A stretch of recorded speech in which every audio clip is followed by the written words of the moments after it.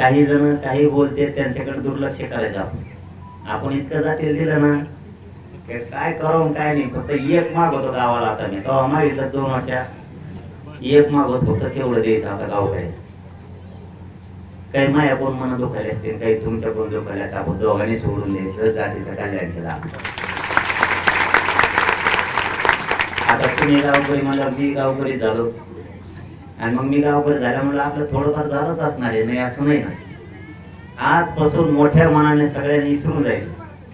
कोणीच काही मनात ठेवायचं नाही. मागचं सुद्धा पुढचं बी किती मोठी चूक झाली असली तरी पण. कारण आपण रडत पडत लढत शेवटी आपल्या जातीला न मिळणारा मिळून दिलं. खूप जणांचे हात टेकले होते. काय काय म्हणायचे मराठ्याला कवाच ओबीसीत आरक्षण मिळू शकत नाही. हेच आता जे आपल्या विरोधात म्हणजे जे चुकीचं आहे तेच म्हणायचे. कवा मराठा एक येऊ शकत नाही असं म्हणायचे. मराठा एक बी आला ओबीसीत बी आरक्षण घेतलं. मराठी एकजूट झाली. पुऱ्या जगाला मराठ्याने ताकद दाखवली.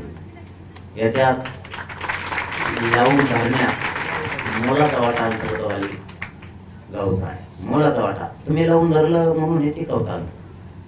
तुम्ही सगळ्यांना लावून धरलं आणि मावल्या मावश्यानी तर मंडपच न सोडला. माणसं कोणकडे गेलं तर मावश्या बसलेला आहेतच म्हटलं येऊ दे म्हणायच्या कोणाला नाही. ते इतकं रक्त सांडल्यावर कोणी नाही येत भाऊ. कोणामध्ये नको आता तिकडं लय टोले बसतेत लय हाणते. हे म्हणले आता जीव गेला तरी हरकत नाही पण मराठ्याला आरक्षण दिलं माग हाडायचं. असल्या मायला तुमचा एवढा आदर्श घेतला ना असल्या कट्टर मायला महाराष्ट्राने पहिले बघितले.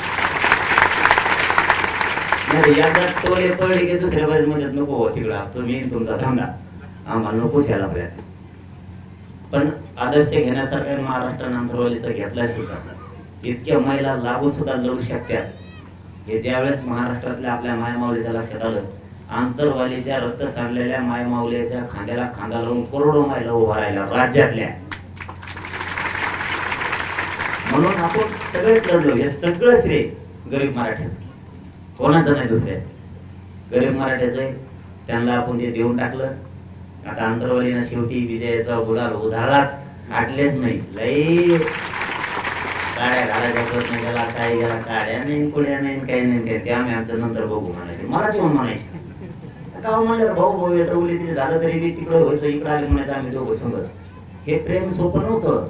आज मी स्पष्ट बोलायला लागलो. ते हे सोपं नव्हतं. नसता मग एकामेका डावचाडावची केली का ते मग असे जाऊन तिकडं तू तुपलंच बघ तिकडं आम्ही नाही हे म्हणायचं नाही. त्या पाटलासाठी आणि त्या आरक्षणासाठी आम्हाला जायचं तिकडं. तो अनुभव जमत नसलं तरी एका कोपऱ्याला बसायचं. लय मोठा आदर्श त्याला अंतरवले महाराष्ट्राला लय मोठा. आणि तुम्ही शेवटी गुलाल टाकला मराठीच्या डोक्यावर. त्याबद्दल गावाचं कौतुक. आणि विजय मेळाव्याला सगळा महाराष्ट्राच्या नद्या अंतरवली गुलाल टाकायला टेन्शन ना घेऊ तुम्ही. विजय मेळावा एकदा डिक्लेअर झाला ना अख्खा महाराष्ट्र पुन्हा एकदा अंतरवली देणार आहे. अंतरवलीच्या गल्ल्या गल्ल्या गुलाल दिसणार तुम्हाला कोणकडे. आपल्याला नुसतं दिशेने गुलाल बाहेर काढायला लागलं. इतके लोक येणार आहेत आणखी ते डिक्लेअर नाही केलं आपण. पण आता काय मला काय बोलता पण येत नाही. विजय नसता तर वेगळं होतं. सगळं मिळेल मराठीने. काय नाही राहिलं. जवळपास 96% लढाई जिंकली. 4% मध्ये काहीच नाही. ते चालता फेटता आपण 96 ओढून घेऊ त्यांना. हो लय भारी. तुमच्या सगळ्या गावकऱ्यांचं खरंच महाराष्ट्राच्या मराठा समाजाच्या वतीने मनापासून कौतुक करतो. तुमचे आभार मानतो. धन्यवाद.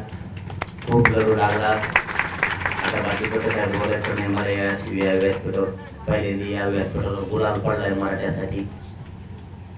खूप कल्याण झालं आपल्या जातीचं.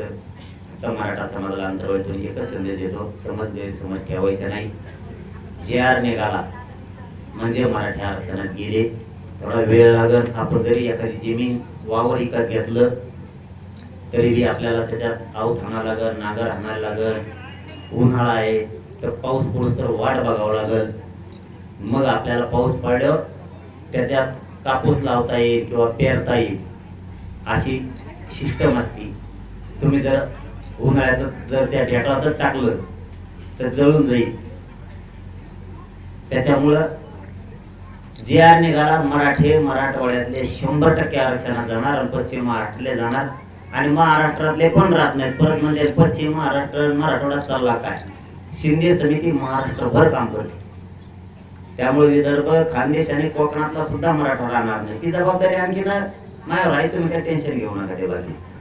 जर का आता काही मागं पुढे झालं ना, पहिल्यासारखंच होणार आहे. बंद गावात यायचा महाराष्ट्रभर, एका मंत्र्याला नेत्याला फिरून देत नाहीत महाराष्ट्र कुठं. त्यामुळे तुमचं पुन्हा एकदा मनापासून कौतुक करतो गावकऱ्याचं, तुमचं मनापासून आभार. आता तर बोलायलाच काही नाही, त्याच्या बोलावं तरी काय. आरक्षण मिळालं त्याच्यामुळं आरक्षण कसं काय देत नाही असं म्हणावं, दिलंय मी काय कळलं ना. आणि गावकऱ्यांनी इतकं आज हे केलं ना आचार्य, मी म्हणलो होतो हार तुरे काहीच नको विचारा त्यामुळे. हार नाही, तुरे नाही, गुलाल नाही, काय नाही, काय नाही, काहीच नाही. पण ते आणलंच. त्याच्यामुळे लय भारावून गेल्यामुळे जास्त बोलताय ना. बोलायचं असं उद्या बोलव, आज लयच भारावून गेलो मी. आनंद इतका झाला मला की आरक्षण मिळाल्यामुळं लय आनंद झाला. सगळ्यांचे खूप खूप धन्यवाद. जय शिवराय सगळ्या.